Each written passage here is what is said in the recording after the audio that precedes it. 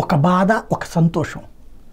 బంగ్లాదేశ్లో ఆలయాలు కూలుతుంటే ఎక్కడో ఒక హిందువుని గుడ్డ కట్టిందట ఒక ముస్లిం మహిళ. దాన్ని ఇక్కడ ఫోకస్ చేశారు.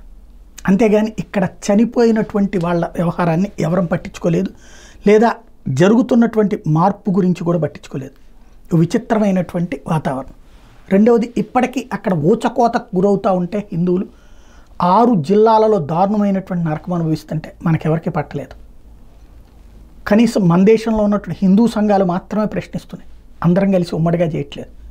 కానీ ప్రపంచంలో మనల్ని సమర్థిస్తూ హిందువుల మీద ఊతకోతని వ్యతిరేకిస్తూ మాట్లాడినటువంటి ఒక్క దేశం ఇప్పుడు ఇజ్రాయెల్.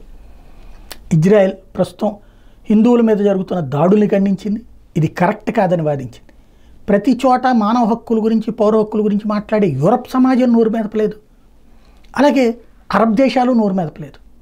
కాబట్టి మనం ఒంటరి వాళ్ళం, కాస్తో కూస్తో స్నేహం ఇక్కడే అన్న విషయాన్ని గుర్తుంచుకోవాల్సినటువంటి అవసరం ఉంది.